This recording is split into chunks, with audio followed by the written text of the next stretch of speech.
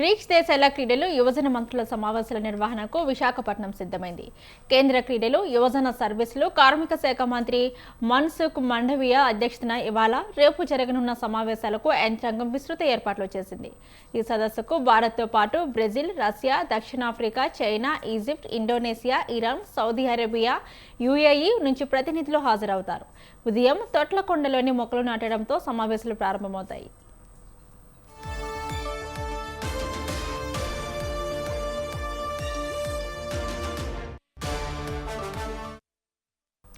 భారత్ అధ్యక్షతన జరగనున్న సమావేశాలకు స్థితిస్థాపకత, ఆవిష్కరణ, సహకారం, సుస్థిరత కోసం నిర్మాణం అనే ఇతివృత్తం ఆధారంగా నిర్వహించనున్నారు. కేంద్ర మంత్రి మాండవీయ తొలుత ప్రసంగాన్ని ప్రారంభిస్తారు. శనివారం జరిగే సమావేశంలోని విద్య, నైపుణ్యాలు మరియు వ్యవస్థాపకత, సంక్షేమం, సుస్థిర అభివృద్ధి వంటి అంశాలపై చర్చిస్తారు. ఉమ్మడి ప్రకటనను, సహకార కార్యాచరణ విధానాన్ని ముగింపు సందర్భంగా ఆమోదిస్తారు. ఇదే అంశానికి సంబంధించి మరింత సమాచారాన్ని మా ప్రతినిధి సూర్యప్రకాష్ అందిస్తారు. రైట్ సూర్యప్రకాష్. ఈ ఉత్తరాంధ్రలో అయితే సీఎం చంద్రబాబు నాయుడు పర్యటన అయితే ఈ రోజు కొనసాగుతుందని చెప్పుకోవచ్చు. ప్రధానంగా బ్రిక్స్ దేశాల క్రీడల యువజన మంత్రుల సమావేశ నిర్వహణ అయితే విశాఖపట్నం అయితే వేదిక అయిందని చెప్పుకోవచ్చు. ప్రధానంగా కేంద్ర క్రీడలు, యువజన సర్వీసులు కార్మిక శాఖ మంత్రి మన్సుఖ్ మాండవీయ అధ్యక్షతనైతే అంటే కేంద్ర క్రీడల శాఖ మంత్రి ఎవరైతున్నారో మాండవీయ అధ్యక్షతనైతే ఈ రోజు రేపు 2 రోజుల పాటు విశాఖ కేంద్రంగా అయితే ఈ యొక్క బ్రిక్స్ దేశాల సమావేశం అయితే జరుగుతుంది. దానికి సంబంధించి పూర్తిగా అన్ని ఏర్పాట్లు కూడా చేసిన పరిస్థితి కనిపిస్తుంది. ఇక్కడ ఈ సదస్సుకు భారత్ తో పాటు బ్రెజిల్, రష్యా, దక్షిణాఫ్రికా, China, Egypt, Ethiopia, Indonesia, Iran, Saudi Arabia, UAE నుంచి ప్రతినిధులు అయితే హాజరవుతున్నారు. అందుకు అనుగుణంగా మొత్తం విశాఖ మహానగరాన్ని మొత్తం కూడా సుందరీకరణంగా అయితే తీర్చిదిద్దిన పరిస్థితి కూడా కనిపిస్తుంది.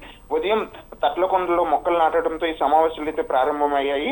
అలానే భారత ఈ యొక్క కార్యక్రమాన్ని అయితే అధ్యక్షత వహిస్తూ కూడా ఈ యొక్క సమావేశాలు జరపడంతో స్థితిస్థాపక, ఆవిష్కరణ మరియు సహకారము, సుస్థిరత కోసం ఈ యొక్క నిర్ణయం అయితే ప్రధానంగా బ్రిక్స్ దేశాలు ఏవైతే ఉన్నాయో వాటి అన్నింటిలో కూడా స్థితిస్థాపకం కావచ్చు, అలానే సహకారం కానీ సుస్థిరత వాళ్ళ మధ్య ఉన్న బంధాన్ని బ్రెజిల్, రష్యా, దక్షిణాఫ్రికా, China, Egypt, Ethiopia, Indonesia, Iran, Saudi Arabia ఇలా ఏ దేశాలు ఉన్నాయో ఆ దేశాలతో ఉన్న సత్సంబంధాలన్నింటినీ కొనసాగించడానికి అయితే ఈ యొక్క సమావేశం ఉపయోగపడే విధంగా కూడా విశాఖ కేంద్రంగా అయితే ఈ యొక్క యువజన మంత్రుల సమావేశం జరుగుతుంది. దీనికి సంబంధించి కేంద్ర మంత్రి మాండవీయ తొలుత ప్రసంగాన్ని ప్రారంభించి శనివారం నోవటెల్లో ఈ రోజు రేపు 2 రోజుల పాటు నోవటెల్లో ఈ యొక్క కార్యక్రమం అయితే జరుగుతుంది. విశాఖ ప్రముఖ హోటల్ ఏదైతే నోవటెల్ ఉందో ఆ హోటల్లో జరుగుతుంది.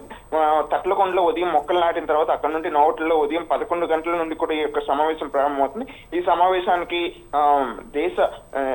విదేశాలతో పాటు దేశ కేంద్ర మంత్రులు, రాష్ట్ర మంత్రులతో పాటు సీఎం చంద్రబాబు నాయుడు సైతం కూడా ప్రత్యేక అతిథిగా అయితే ఈ యొక్క కార్యక్రమంలో పాల్గొబోతున్నారు. అందుకు అనుగుణంగా అన్ని ఏర్పాట్లు కూడా జిల్లా యంత్రాంగం అయితే పూర్తి చేసిందని చెప్పొచ్చు. దాంతోపాటు వ్యవసాయంతో పాటు సంక్షేమం కూడా, సుస్థిర అభివృద్ధి, విద్యా నైపుణ్యాలు ఇద్దరి మధ్య కూడా ఏ అయితే దేశాలున్నా ఆ దేశాలతో ఇరు వర్గాల మధ్య కూడా సత్సంబంధాలు నెలకొనే విధంగా కూడా ఈ యొక్క ప్రకటన చేయడానికి అయితే ఉమ్మడి ప్రకటన చేయడానికి కార్యాచరణ రూపొందించడం కూడా జరిగిందని అయితే మనం ప్రధానంగా చెప్పుకోవచ్చు.